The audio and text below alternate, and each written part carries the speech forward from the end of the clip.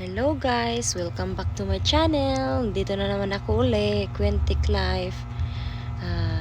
Sipag ko talaga guys mag-repair. Ayan, kanina Sunday nagre-repair na naman ako uli. Nagre-replace ako ng LCD. Ayan. Kasi gusto ko talagang tulungan yung partner ko para mas mabilis yung mga gagawin namin, kasi minsan sabay-sabay kasi yung customer, minsan nagmamadali din yung ibang customer kasi may lakad pa. Kaya ayan, tinutulungan ko siya. Ako na din nagre-replace ng LCD, at least para naman makatulong din ako sa kanya tsaka sa sarili naming business. Yan guys, magre-replace ako ng LCD uli. Sana suportahan nyo guys yung mga videos ko. Trying hard lang talaga ako mag-video, kasi gusto ko kasi makita ng iba na hindi lang talaga lalaki ang nagre-repair. Hindi lang yung mga lalaki ang kaya mag-repair. Kung ano ang kaya ng lalaki, kaya din natin mga babae. Basta gusto natin. Yan guys. Nilalagyan ko siya ng pandikit. Lalagyan ko na siya ng pandikit. Nilalagyan ko pa yung sa earpiece pala niya, nawala yung sa cover niya. Kasi yung cellphone niya, from second floor hanggang sa baba, ayan, nawala yung camera. Nilagyan ko na lang siya ng ng ibang para takip sa mouthpiece.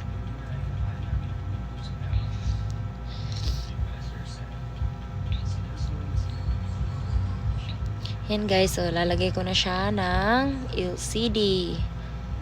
Yung gamit pala natin na pandikit guys is yung T7000.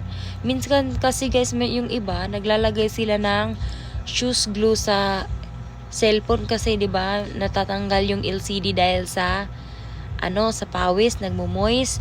Kaya yung iba, para hindi matanggal yung LCD nila ng tuluyan, nilalagyan nila ng shoes glue. Hindi nila alam na yung shoes glue pala is papasok dun sa may flex ng LCD. Kaya minsan, nagtataka sila bakit nawala yung display. Kasi yung shoes glue is liquid lang siya hindi gaya ng yung pang cellphone talaga na pandikit. Kaya guys, iwasan nyo maglagay ng shoes glue sa cellphone, kasi masisira lalo yung sa LCD pag hindi nyo na lagay ng maayos. Kaya kung yung LCD nyo is matatanggal na, ilapit nyo lang sa technician para idikit nila yung LCD nyo uli. Kesa naman maputol yung sa flex, sayang, mahal yung LCD. Yan guys, lalagyan ko siya na ng LCD. Babalik ko na siya uli. I-screw ko na siya. Yan. Hindi ko masyadong binilisan yung sa video. Hindi ko masyadong pina-fast forward. Yan guys, nilalagyan ko siya ng screw. Dapat dahan-dahan, wag yung i-overscrew, wag yung masyadong hihigpitan yung sa screw, kasi masisira yung sa LCD niya.